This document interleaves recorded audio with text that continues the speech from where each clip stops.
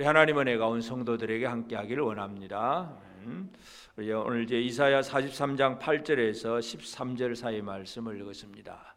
하나님께서 이제 바벨론 포로에서 돌아올 그 백성들을 향한 예언의 말씀 중에 그 앞부분에 우리가 42장 마지막 부분에서는 하나님이 그 백성들을 존귀하게 만들어 주려고 하는데 백성들이 잘 안 된다는 얘기를 하셨고, 그 다음에 43장 1절에서 7절까지 지난주의 말씀은 그래도 하나님은 그들을 구속하시는 하나님, 구원하고 속량하시는 하나님이다, 그 얘기를 말씀을 드렸습니다. 이제 오늘 왜 구속하셨느냐, 자기 백성들을 그렇게 구속하신, 구원하신 하나님의 의도, 하나님의 목적이 뭐냐 하는 것을 오늘 이 본문을 통해서 한번 살펴보기를 원합니다.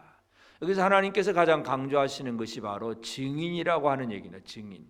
그래서 세상에는 많은 신들이 있습니다. 많은 다른 신들이 있는데 그 신들에게 이제 9절에서도 보면 열방은 모였으며 민족들이 해제하였는데 그들 중에 누가 이를 알려주며 이전 일들을 우리에게 들려주겠느냐. 그들이 그들의 증인을 세워서 자기들의 옳음을 나타내고 듣는 자들이 옳다고 말하게 해보라. 어떤 신들, 이 세상의 신들이 자기들이 살아있고 자기들이 옳다는 것을 한번 증명해보고 또 그것을 또 다른 사람들이 진짜 이 우리의 신은 최고다, 옳은 신이다고 한번 말을 해보게 해라. 이 얘기는 뭐예요? 그런 신이 없다는 얘기입니다. 뒤집어 말해서 하나님만이 살아계시고 참되신 신이라는 것, 이것을 얘기하고 그 하나님의 참되심을 드러낼 사명이 구속함을 받은 자들에게 주어진 사명이라는 것입니다. 오늘 우리는 예수 그리스도 안에서 구원함을 받은 사람들입니다. 내가 구원함을 받았다면 그럼 구원 이후는 어떻게 살아가느냐가 중요하지요. 그래서 어떤 사람, 율법주의자들은 구원 받으려고 애를 쓰지만 인간은 구원 받으려고 애를 써도 아무리 노력을 해도 사람의 노력으로는 구원을 받을 수가 없습니다. 오직 주의 은혜로 말미암아 구원이 이루어지는데, 그렇다고 이제 구원 받았으니까 끝났다는 얘기가 아니라 구원받은 자는 어떻게 살아가야 되느냐가 중요한데, 한마디로 하나님께서 오늘 우리에게 주신 말씀은 증인이라고 하는 것입니다. 이 세상에 이 거짓된 신들이 너무 많으니까 참 하나님, 여호와 하나님이 참신이라는 것을 나를 통해서 드러내기를 원하시는 것, 이 사명을 오늘 저와 여러분들이 감당하게 되기를 바랍니다. 그래서 오늘 하나님의 증인에 대해서 함께 살펴보기를 원합니다. 하나님은 그 증인을 세우시는데, 첫째로 8절에 보면 눈이 있어도 보지 못하고 귀가 있어도 듣지 못하는 백성을 이끌어내라. 눈이 있어도 보지 못하고 또 귀가 있어도 듣지 못하는 자, 백성이라, 그렇게 얘기했습니다. 그것이 우리가 앞에 42장 18절에 보면 너희 못 듣는 자들아 들으라, 너희 맹인들아 밝히보라, 맹인이 누구냐, 내 종이 아니냐. 하나님의 백성이면서도 하나님이 주신 것을 깨닫지 못하고 보지 못하고 알지 못하는 유다 백성들을 얘기합니다. 그래서 그들의 분명한 허물과 죄를 이야기를 하지만, 그러나 여기서 중요한 것은 뭐냐 하면 그 백성들을 이끌어내라. 눈이 있어도 보지 못하고 귀가 있어도 듣지 못한 백성들을 이끌어내라. 뭔가 그 자리에서 그냥 내버려 두지 말고 이끌어내라는 얘기죠. 그래서 하나님께서 하시는 일이 바로 구속함인데, 구속함이 뭐냐면 이끌어내는 것입니다. 이 어둠의 자리에서, 죄와 사망의 권세 아래에 있는 그 자리에서 끌어내는 것, 건져내는 것이 바로 하나님의 구원의 사명입니다. 그래서 이 구원받은 사람들은 물론 개인적으로 차이는 있을 수 있습니다. 그 구원의 확신을 가지고 담대히 전하는 사람, 또 구원을 받기는 받았지만 그렇게 담대하게 잘 전하지 못하는 사람, 이런 개인적인 차이는 있을 수 있지만, 그러나 아무리 잘하건 못하건 간에 적어도 구원받은 사람이라면 살아계신 하나님께 대해서는 분명히 그의 삶은 증거가 되는 삶이에요. 이스라엘 백성들을 하나님께서 애굽에서 이끌어내셨는데, 애굽에서 이끌어서 광야로 지금 끌고 나오셨어요. 홍해 바다를 가르시고 그 바다를 가운데 길을 만들어서 이스라엘을 이끌어내셨는데, 광야를 살아가는 백성들은 하나님의 백성이 되었으면서도 불구하고 우리가 민수기를 읽어보면 계속해서 원망하고 불평합니다. 그래서 민수기에 보면 7번의 원망 불평이 나오는데 꼭 7번이 아니라 그만큼 완벽하게 원망하고 불평했다는 얘기예요. 예수를 믿고 구원받은 사람인데도 불구하고 늘 우리의 삶은 온전하지를 못해요. 늘 우리는 우리 안에 불신도 있고 하나님께 대해서 내가 좀 힘들면 불평도 하고 하나님 왜 그랬습니까 하고 원망도 하고, 이게 예수 믿는 모습이에요. 참 어떻게 믿는 자가 그럴 수 있느냐 그렇게 얘기를 할 수 있겠지만, 그게 이스라엘 백성들이 광야의 모습이고 또 우리의 모습일 수도 있습니다. 믿는다고 여러분 완벽하게 100% 깨끗하게 온전하게 성실하게 정직하게 또 아주 더럽지 않게 깨끗하게 완전하십니까? 쉽지 않습니다. 모든 사람들은 문제를 가지고 있습니다. 예수를 믿어도 문제를 가지고 있어요. 근데 중요한 건 뭐냐 하면, 그렇게 백성들이 불평하고 원망하는 삶을 살았지만 그 삶을 통해서 드러난 것이 있어요. 이것이 중요합니다. 나는 개인적으로 온전치 못하고 실수도 하고 허물도 있긴 하지만 그래도 나를 이끌어 가시는 하나님의 손길이 드러날 수 있다는 것, 이게 하나님께서 자기 백성들을 통해서 일하시는 과정이에요. 이스라엘 백성들이 광야 생활을 살아가는 것은 그렇게 원망과 불평이었지만, 그러나 그들이 광야를 살아가는 삶 자체는 주변에 있는 민족들, 특별히 그 가나안의 7 족속들, 제일 먼저 여리고성 사람들, 이 사람들은 이스라엘에 대한 소문을 듣고 그냥 정신을 잃어버리고 마음을 막 완전 물같이 녹아져 버렸다, 그렇게 표현을 합니다. 여호수아 2장 11절에 보면 우리가 듣자 곧 마음이 녹았고 너희로 말미암아 사람이 정신을 잃었나니 너희 하나님 여호와는 위로는 하늘에서도 아래로는 땅에서도 하나님이시니라. 기생 라합이 그런 고백을 합니다. 이스라엘 사람을 보면 불평과 원망의 사람들이에요. 그런데도 하나님은 그들을 이끌어 가시는 하나님, 그 하나님이 드러나니까 여리고성 사람들이 진짜 너희 하나님이 진짜다 그러면서 우리는 너희로 말미암아 사람이 정신을 잃었다. 이게 바로 하나님의 놀라운 은혜의 역사이십니다. 지금도 우리 한 사람 한 사람을 돌아보면 우리는 완벽한 사람이 아닙니다. 그럼에도 불구하고 하나님이 우리를 그런 상황 가운데서도 구원하시고 이끌어 가시는 그 삶이 다른 사람들에게 증거가 될 수 있다는 것, 하나님의 일하시는 방법을 잘 이해할 필요가 있습니다. 여러분이 알게 모르게 여러분 주변에 다른 사람들이 여러분이 예수 믿는 자라는 걸 알고 있잖아요. 물론 우리가 잘못해서 완벽하게 드러내지는 못한다고 할지라도 내가 예수 믿고 있다가 보니까 좀 다르다는 얘기예요. 좀 세상과는 좀 뭔가 다른 뭔가가 드러납니다.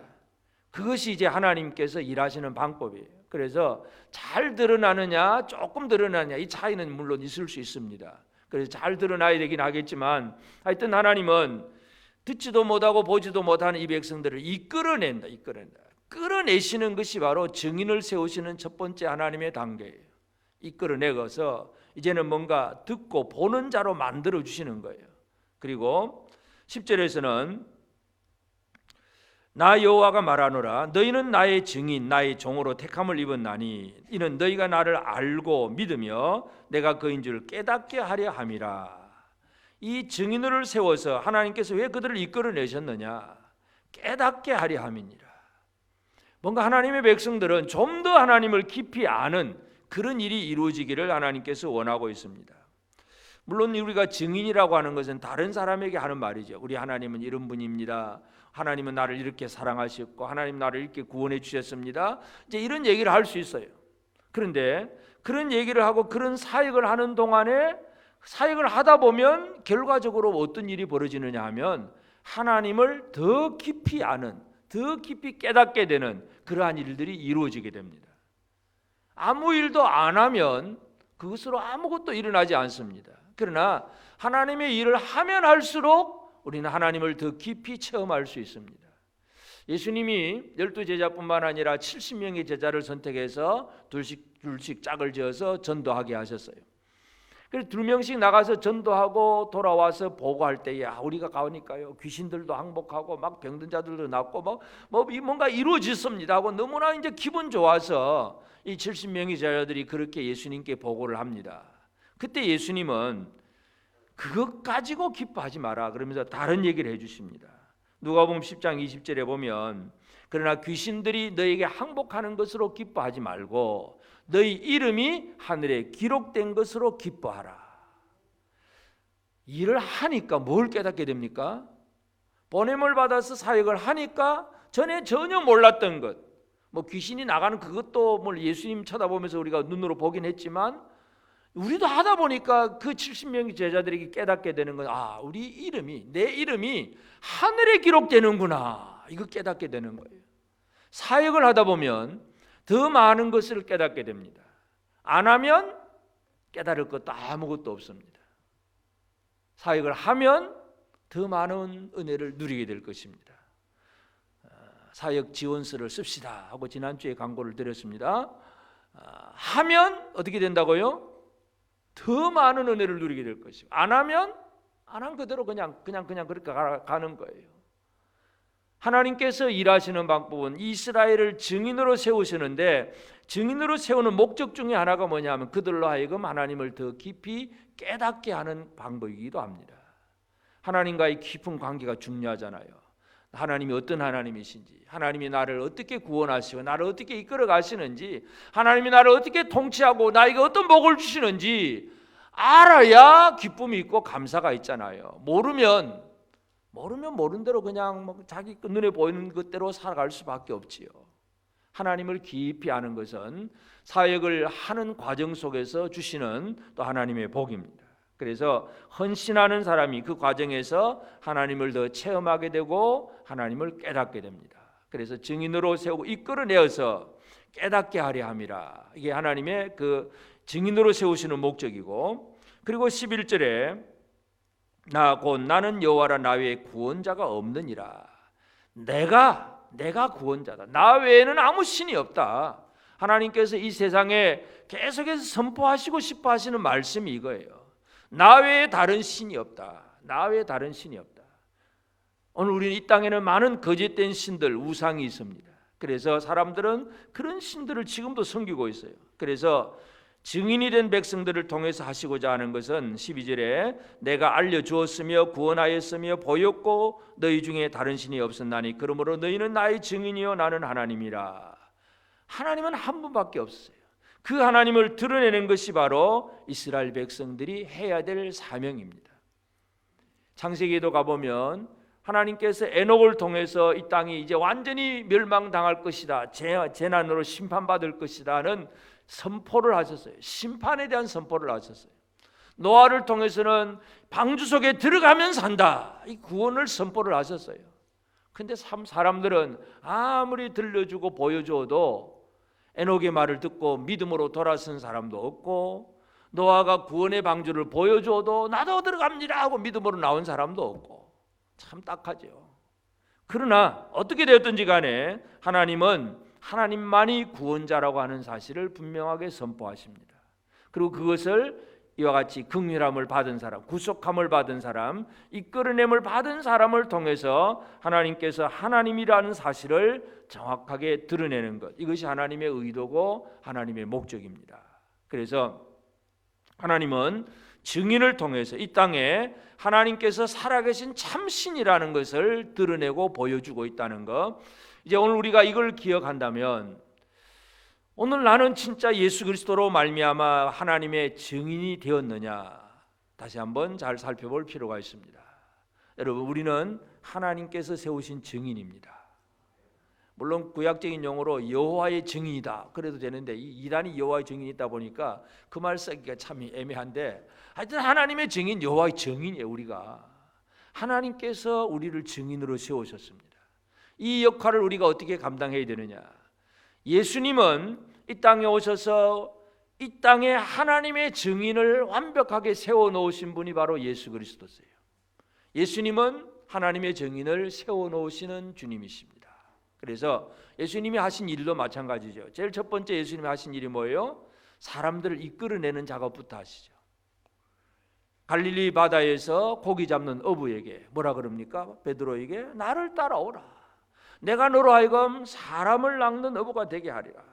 누가복음 5장 10절에 보면 세베대의 아들로서 시몬의 동업자인 야고보와 요한도 놀랐습니다. 예수께서 시몬에게 이르시되 무수하지 말라. 이제후로는 내가 사람을 취하리라.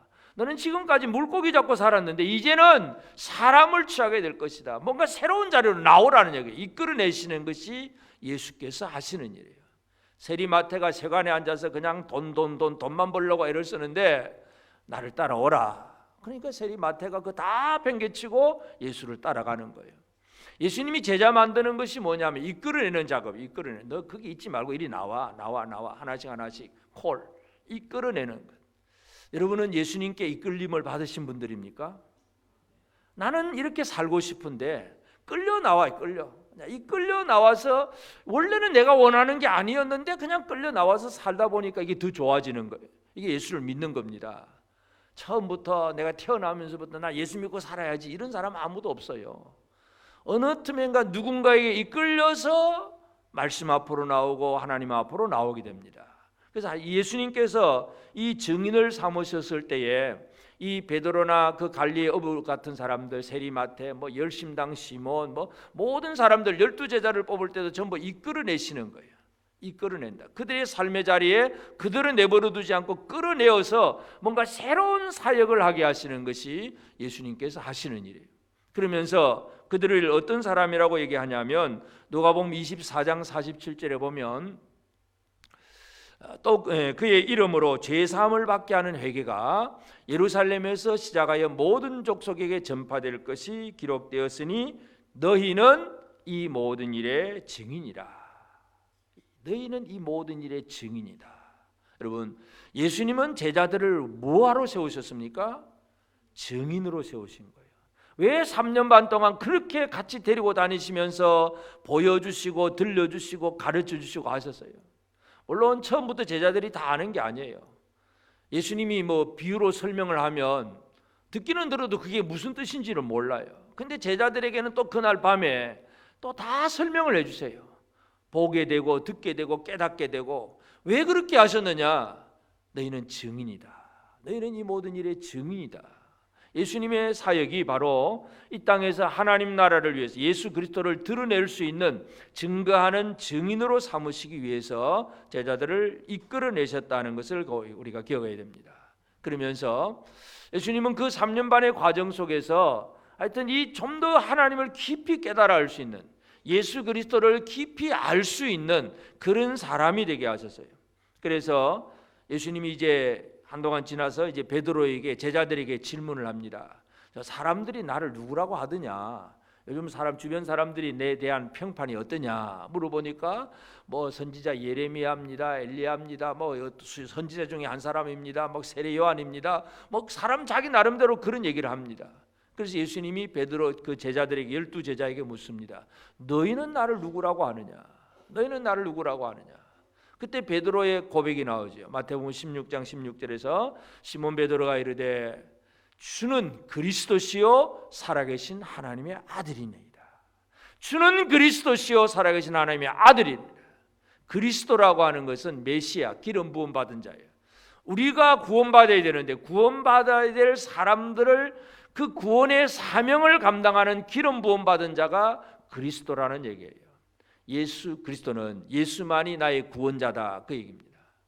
그리스도시요 왕의 살아계신 하나님의 아들입니다. 보통 사람이 아니라 하나님의 아들입니다. 베드로가 그런 고백을 해요. 뭔가 사람들보다, 주변 사람들보다 베드로가 더 깊이 예수를 알고 있다는 걸 우리가 이해할 수 있습니다. 그러니까 예수님과 함께 다니면서 예수를 보고 배우다 보니까 예수는 그냥 옛날에 뭔가 능력을 행했던 엘리야 같은 그런 정도가 아니구나. 그보다 더 뛰어나신 진짜 우리를 구원하시는 그리스도로구나. 하나님의 아들이구나. 베드로가 그런 고백을 해요. 그 고백을 한다는 자체가 깊이 깨달아 알았다는 얘기입니다. 예수님이 지금 그런 사람을 만드셨어요. 그리고 그렇게 고백을 한 이후에 예수님은 그 베드로의 그 다음에 마태복음 16장 18절에 보면 또 내가 내게 이르노니 너는 베드로라. 내가 이 반석 위에 내 교회를 세우리니 음부의 권세가 이기지 못하리라. 너는 베드로. 이 신앙 고백, 베드로의 신앙 고백 위에 교회를 세우게 될 것이고 교회가 음부의 권세가 이기지 못하는 승리하는 교회가 될 것이다. 결국 신앙 고백이, 베드로의 신앙 고백이 교회의 기초가 되는 거예요. 그러니까 하나님을 깊이 깨달아 안다는 것이 앞으로 놀라운 사역을 할 수 있는 기본 바탕이 된다는 거예요. 이것을 예수님께서 제자들에게 하게 하신 거예요. 입술로 고백하게 하시고 체험도 하고 고백도 하고, 그래서 이것을 통해서 증인으로서의 역할을 감당할 수 있는 힘을 더해 주십니다. 그리고 요한복음 15장 26절에 보면 내가 아버지께로부터 너희에게 보내실 보혜사 곧 아버지께로부터 나오시는 진리의 성령이 오실 때 그가 나를 증언하실 것이요. 그러니까 진리의 성령이 증언하실 것이고, 그 다음에 이제 그 27절에 보면 너희도 처음부터 나와 함께 있었으므로 증언하느니라. 예수를 증언하는 이가 누구세요? 성령이 증언을 하세요. 그 다음에 제자들이 너희도 나를 증언할 거야. 제자들도 증언하게 될 것이다. 그런 말씀을 합니다. 그러니까 예수님은 보혜사 성령을 제자들에게 보내주어서 성령이 제자들 속에 들어옴으로써 성령이 예수 그리스도를 증언을 해요. 증인으로서. 그러니까 제자들 자신도 예수 그리스도의 증인으로 세워지는 것입니다. 이거 예수님께서 증인을 세우시는 방법이에요. 그래서 성령을 보내주시고, 나중에 이제 12제자 중에 이제 가룟 유다가 이제 자살을 하고 죽고 나서 예수님 승천 이후에 이제 11 사도들이 모여가지고, 자, 우리가 이 가룟 유다가 없어졌으니까 우리가 어떻게 할까? 12 숫자를 만들자, 사도들을 만들자, 사도 한 사람 더 뽑자 해가지고 제비를 뽑아서 사도를 뽑을 때에 그때 사도의 자격 조건, 사도가 될 수 있는 자격 조건 하나가 뭐냐 하면 사도행전 1장 22절에 보면 항상 우리와 함께 다니던 사람 중에 하나를 세워 우리와 더불어 예수께서 부활하심을 증언할 사람이 되게 하여야 하리라 하거늘. 항상 우리와 함께 다니는 사람 중에서, 그러니까 12제자 외에도 늘 그 예수님과 3년 반 동안 같이 다닌 사람들이 있다는 얘기죠. 제자가 아닌데도, 12제자가 아닌데도 그냥 무조건 예수가 좋아서 따라다니던 사람들이 몇 사람이 있었어요. 그 중에 한 사람 마띠아가 이제 사도로 뽑히게 됩니다. 그러니까 이 증인은 어떻게 증인이 되느냐? 보고 들은 것이 있어야 되잖아요. 근데 3년 반 동안 안 보고 안 듣고 예수에 대한 소문만 듣고 한다는 게 참 사람들에게 증인으로서의 역할이 좀 약하지요. 나중에 이제 사도 바울이 사도로서 막 이렇게 활동을 하니까 고린도 교회 중에 어떤 사람들이 사도가 이 뭐 예수님과 같이 다니지도 않았는데 무슨 사도냐 그러면서 막 시비를 걸 때에 사도 바울이 자신의 사도권에 대해서 많은 얘기를 해요. 물론 처음에 직접 보고 들은 사람이 예수님의 사도가 될 수가 있습니다.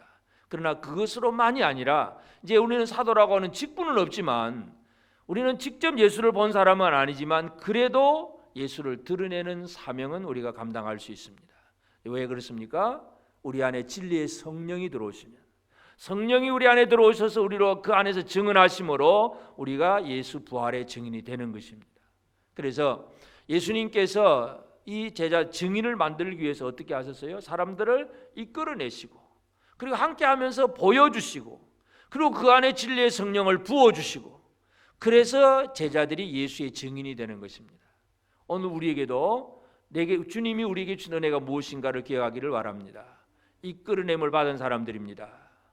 우리는 예수님과 직접 뭐 그렇게 맨날 그렇게 먹고 마시고 하는 그런 자는 아니지만 말씀을 통해서 예수 그리스도가 누구라고 하는 것, 구세주이고 그리스도라고 하는 것을 고백할 수 있게 되었어요. 물론 그것도 성령의 도우심인데 그렇게 깨달은 사람이 되었다는 것, 그리고 우리 안에 진리의 성령이 거하시는 사람이 되면 우리는 예수 그리스도의 증인이 되고 하나님의 증인이 되는 것입니다. 우리는 이와 같이 하나님의 증인이 되었습니다. 이 사실에 대한 확신을 가지기를 바랍니다. 하나님의 증인이 되신 거예요. 옆 사람에게 한 번 더 확인시켜 주겠습니다. 당신은 예수로 말미암아 하나님의 증인으로 만들어진 사람입니다.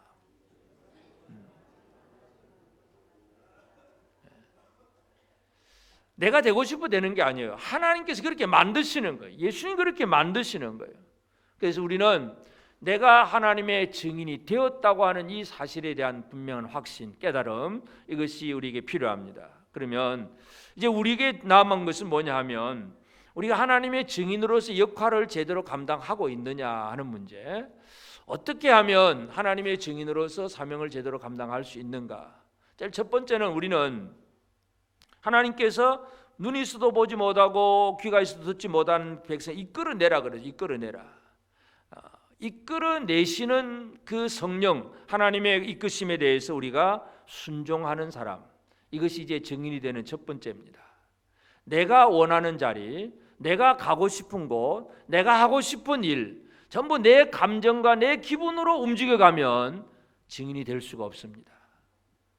우리가 사역을 하더라도 예수를 믿더라도 늘 우리는 내가 주인이 될 때가 너무 많아요. 내가 하고 싶은 일만 하고, 내가 가고 싶은 곳만 가고, 내가 원하는 일만 하고, 하나님이 뭐라고 말씀하시는지는 전혀 관심이 없어요. 뭐 하자, 나 관심 없어. 근데 그거 참 재밌겠다, 내가 그거 하고 싶다, 그럼 나는 열심히 가. 그러니까 기준이 뭐예요? 내가 하고 싶은 일은 열심히 하고, 내가 별로 하고 싶지 않은 일은 안 하고. 주인이 누가 주인입니까? 그렇게 되면 내가 주인이 돼버린 거예요. 종은 어떻게 하는 거예요? 내가 하고 싶은 일은 당연히 하지만 내가 하기를 원치 않는 일일까지라도 시키면 하는 것이 바로 종이잖아요. 이끌림을 받는다는 얘기는 주도권을 내가 가지고 있는 게 아니에요. 나의 삶의 주도권을 주님께 맡겨드리는 것입니다. 성령은 이끄시는 분이에요. 성령은 어디로 무엇을 하러 이끄십니까? 우리가 잘 아는 마태복음 4장 1절에 예수님이 세례 요한에게 세례를 받고 이제 올라오시니까 성령이 이끌어 갔어요. 예수께서 성령에게 이끌려 마귀에게 시험을 받으러 광야로 가사, 광야 아무것도 없는 곳에, 그곳에 가서 굶주려야 되고 또 그냥 계속 뭐 단식만 하면 좋겠는데 그것도 아니고 마귀에게 시험도 받아야 되고 참 괴로움의 장소예요. 근데 성령이 이끌어 가세요. 그럼 예수님의 사역의 첫 번째가 뭐예요? 예수님도 이끌려 가시는 분이라는 것입니다. 여러분, 여러분의 삶을 주님이 지금도 이끌어 가신다고 할 때에 그 이끌림에 잘 순종하고 계십니까? 이끌어 가시는 대로 가십니까? 여러분 하고 싶은 대로 하십니까? 이끌려 가는 것, 이게 가장 중요해요. 자, 사도 바울이 사도로서 복음을 열심히 전하는데 바울이 이제 그 소아시아 지역의 그 사람이기 때문에 전도를 하다 보니까 늘 자기 고향 중심, 그 지역 중심이에요.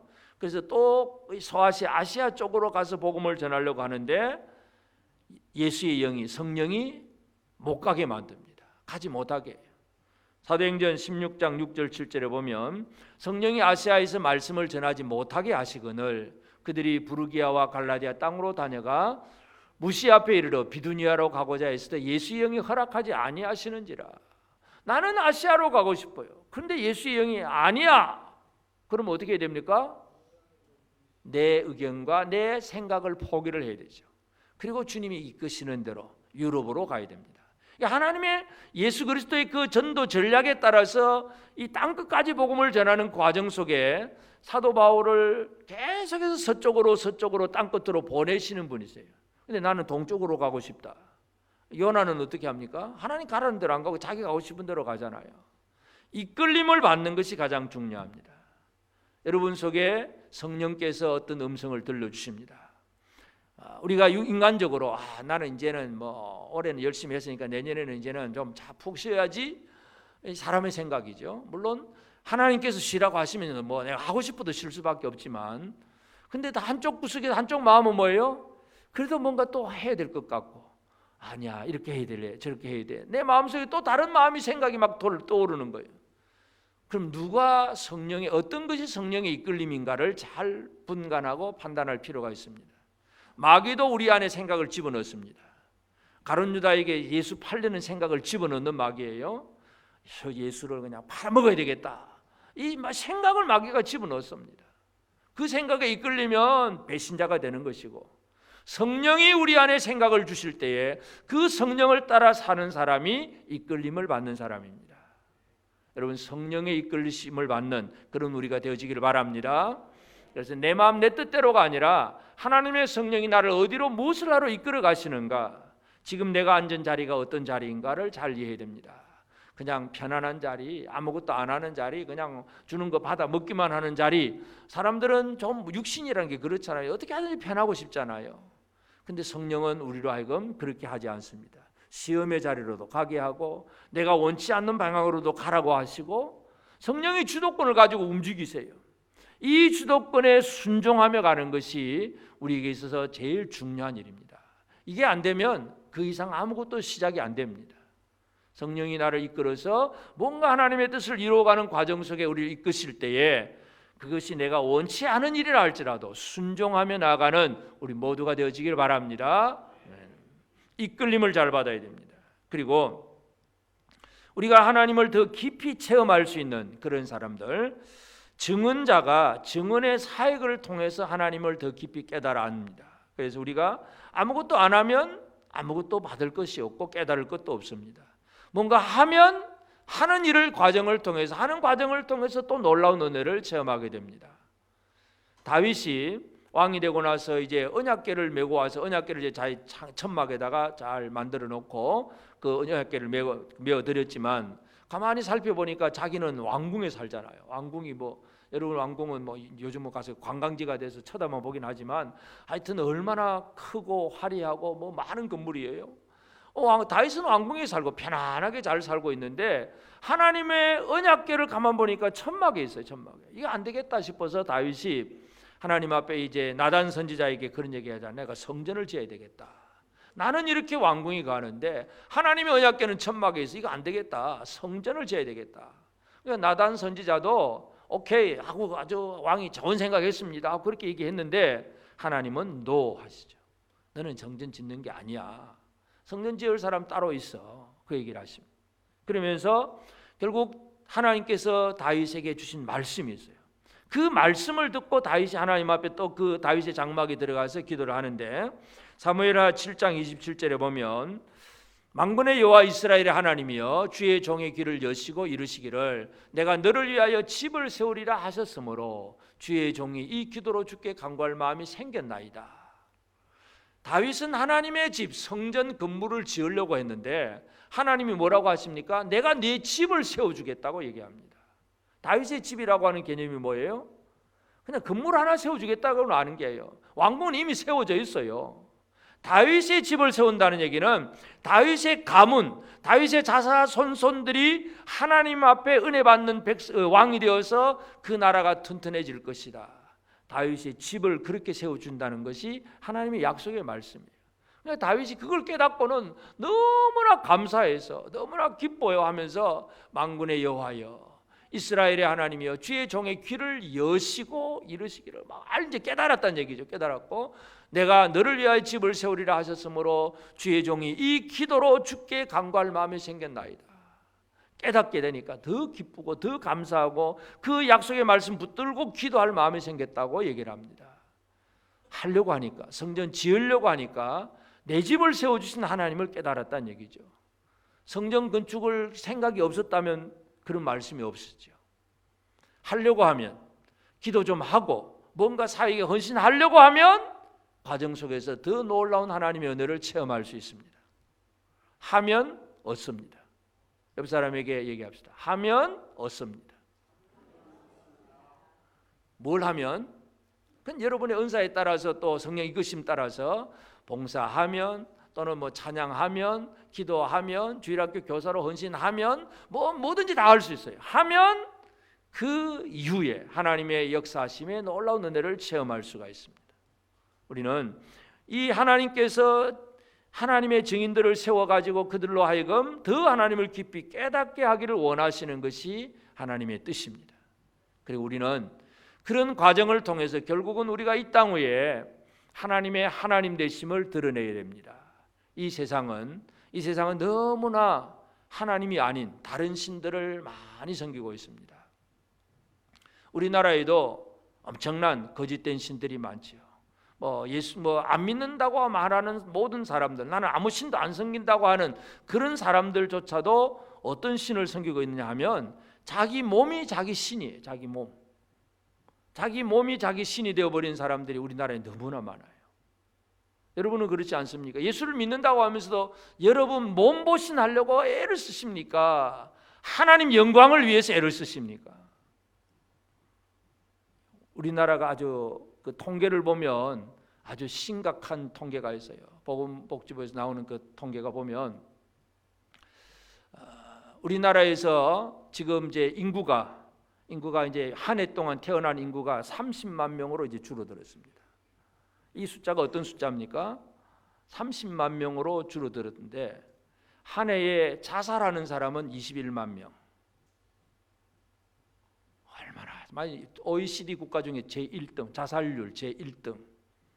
낙태율은 한 해에 낙태 보고 이 산부인과 보고 집계된 것만 해도 150만 건. 엄청나게 많은 생명을 죽입니다. 없애버리고 자기도 죽이고 태어나는 태아도 죽여버리고 다 죽여버립니다. 왜 그렇게 합니까? 내가 중심이 되면 내 마음, 내 기분, 내 생각이 중심이 되죠. 아이 기분 나빠. 에이 죽어버려. 심심하면 뭐 연예인들 누가 자살했다. 자살의 영이 이 땅에 가득해. 낙태 그 생명 하나님 생명이 태어났는데도 그냥 없애버려. 그러면서 이제 우리나라의 전체를 보면 이제 큰일 난 거예요. 사실은 30만 명이 태어난다면 예를 들어서 뭐 남자 여자를 절반씩으로 본다고 그러면 남자 15만 명이잖아요.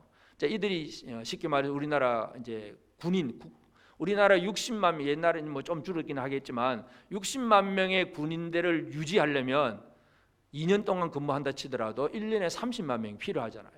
근데 남자가 15만 명밖에 안 돼요. 그럼 어떻게 됩니까? 점점 나라가 쇠퇴해 가는 거예요. 쇠퇴.